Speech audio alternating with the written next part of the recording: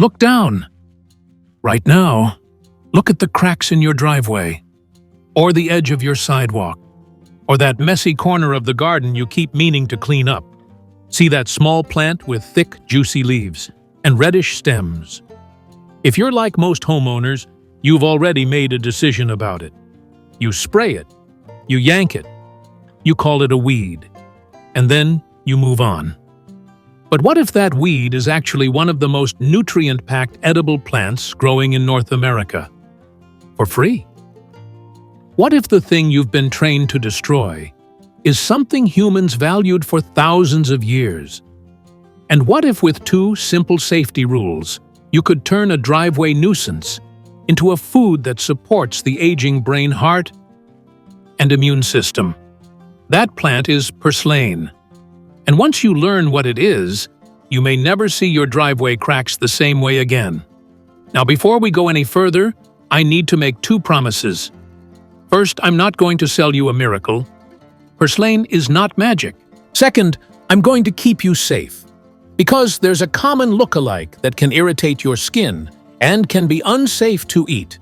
So here's the plan. In just a moment, I'll give you the 2 safety rules that matter most. Then I'll show you why Purslane is so unusual, nutritionally and biologically. And finally, I'll give you simple senior-friendly ways to eat it so it actually tastes good. Quick safety note: this is educational information, not personal medical advice. If you have chronic kidney disease, a history of kidney stones, or you've been told to limit certain minerals or oxalates, talk with your clinician before making big changes to your diet. Now, let's start with the part that feels almost unbelievable. Purslane isn't new. It's ancient. For thousands of years, people didn't treat it like a nuisance. They treated it like food. Across continents, across cultures, across centuries, different groups of humans came to the same conclusion independently. This plant is worth eating. Archaeologists have even found tiny black purslane seeds preserved in ancient containers, not scattered randomly, stored on purpose. The Romans cultivated it widely. It appeared as a staple in parts of Europe for centuries. Traditional cultures used it as a cooling, soothing herb. And here's a detail that hits close to home for Americans. Long before many modern households ever heard the word Purslane, it was already being used and cultivated in parts of what is now the United States. So, how did an ancient respected food become a weed we attack with chemicals? Hold on to that question, because the answer explains a lot about modern food culture and why we often ignore the most useful things when they aren't sold in a package. But first, why should someone over 60 care? Because Purslane is nutritionally unusual. In fact, it's unusual in a way that targets the exact things many older adults worry about: heart health, brain health, inflammation balance, vision support, and overall resilience. Let's talk about the headline nutrient people don't expect in a plant like this: omega-3 fats. Most people hear omega-3 and think fish, salmon, sardines, anchovies. But Purslane is a land plant, and it contains a meaningful amount of ALA, a plant-based omega-3. And compared to common leafy greens, Purslane has been reported to contain several times more ALA than spinach. That's why it gets called an omega-3 outlier. Now, here's the responsible truth that most hype videos skip. The omega-3 in Purslane is mostly ALA. The omega-3s most directly studied for human heart and brain benefits are usually EPA and DHA, the forms found in fish and algae. And the human body converts ALA into EPA and DHA very inefficiently. So Purslane doesn't replace fish oil, but it can absolutely strengthen your overall diet, especially if you're trying to build a food-first foundation. Think of it this way: if your health is a house, Purslane is not the whole house. It's a strong brick, a useful upgrade, a smart addition. And omega-3 isn't even the whole story. Purslane also contains antioxidant nutrients that matter more as we age. It's been reported to have a high amount of vitamin E compared with some common greens.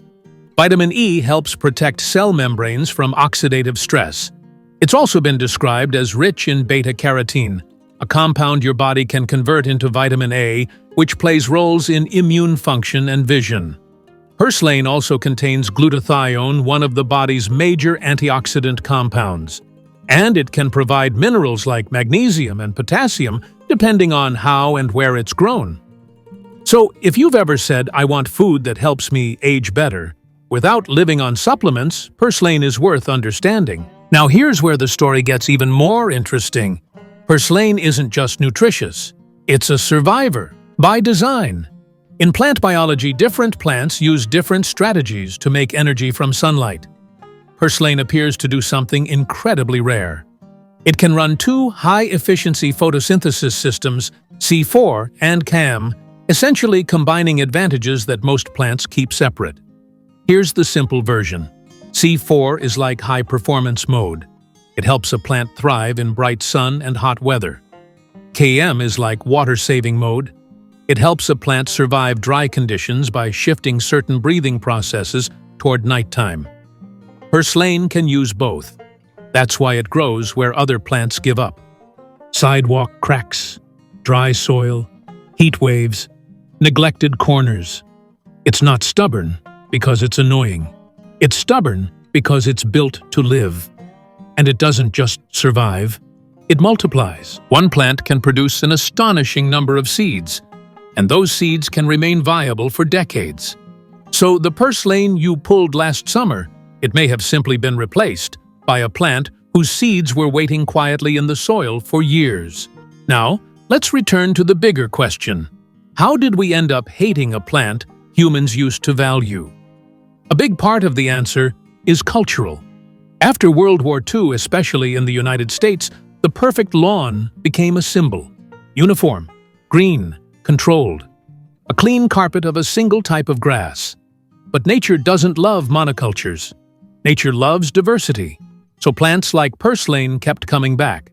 And when something keeps coming back, an industry forms around solving it. Herbicides became a household tool. Marketing helped reframe useful plants as enemies. And over time, a plant that once meant food started to mean problem. Not because it changed, because we changed. Now at this point, some people get excited and think, so I should just go outside and start eating whatever I see. No, this is where we get serious. Because safety matters more than curiosity. And this is where I give you the 2 safety rules that protect you. Safety rule number 1. Do not confuse purslane with spurge. Spurge can grow in similar places, and it can look similar at a quick glance. But here's the simplest test, and it's powerful. Break the stem. If you see milky white sap, stop. Do not eat it. That milky sap is a major warning sign for spurge. Purslane is a succulent. It tends to have thicker, juicier stems, often reddish, and its leaves are fleshy, smooth, and plump, almost like a tiny jade plant. If you cannot confidently tell the difference, don't guess. A smart rule for any wild edible is this. If you're not 100% sure, it's 0% edible. Safety rule number 2. Do not harvest from areas that may be sprayed or contaminated. That means no lawn edges where chemicals might be used, no roadsides, no public parks, no places where you suspect herbicides, pesticides, heavy pollution, or pet chemicals. Because even if a plant is edible, it's not edible if it's been treated like a target. If you want to try purslane safely, the simplest options are grow it yourself in a container, or buy it from a reputable market that sells purslane as food. Now we need to address one more issue especially important for older adults. Oxalates. Purslane contains oxalic acid, like spinach chard and beet greens. For most people in normal food portions, that's not a major problem. But if you're prone to kidney stones, or you've been advised to limit high oxalate foods, this is the part you need to respect. The good news is, you have practical food-first strategies. 1. Cook it. Boiling or blanching can reduce soluble oxalates because some leach into the cooking water, which you then discard. 2. Pair it with calcium-rich foods. If you eat purslane, raw pairing it with yogurt or cheese can help bind oxalates in the digestive tract so less is absorbed. So the goal isn't fear. The goal is smart use.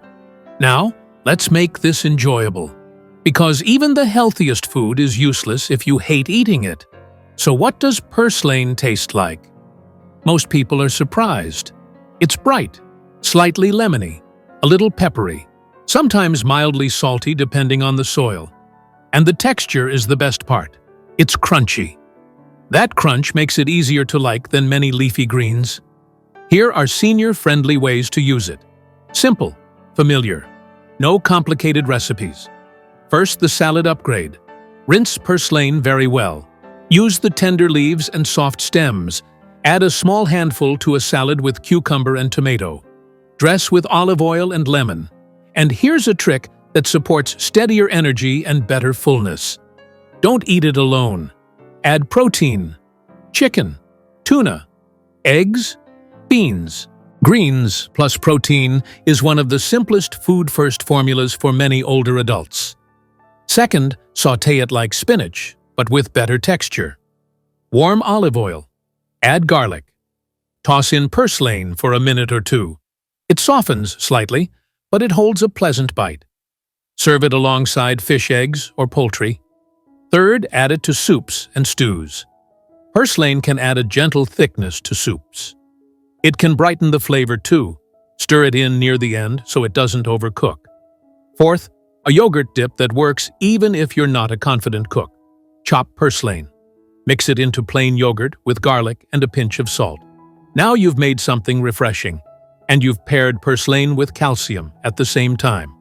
Serve it with sliced vegetables or as a side with dinner. Now, if you're thinking, okay, but how do I actually start without overdoing it? Here's a simple, safe approach. Start small. Think handful, not bowl. Use Purslane like a booster, a garnish, a mix-in, a side, not the main event. Because the goal isn't to build a new identity around a plant. The goal is to quietly improve your nutrition in a way you can repeat. And that leads to the real lesson in this story. Purslane isn't magical, but it is remarkable. An ancient food turned into a modern weed. A plant built to survive where other plants fail. A nutritional outlier hiding where we least expect it. And maybe the biggest surprise is this. It's not just about Purslane.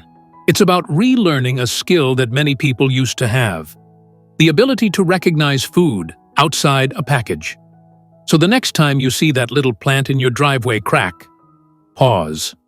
Look closely. Remember the 2 rules: no milky sap, no sprayed or contaminated areas. Start small. Use it in familiar meals. And if kidney stones are a concern for you, be smart. Cook it or pair it with calcium-rich foods. Because sometimes the most useful foods aren't the ones with the loudest marketing. Sometimes they're the ones you've been trained to ignore. And once you learn what you're looking at, you'll never see that weed the same way again.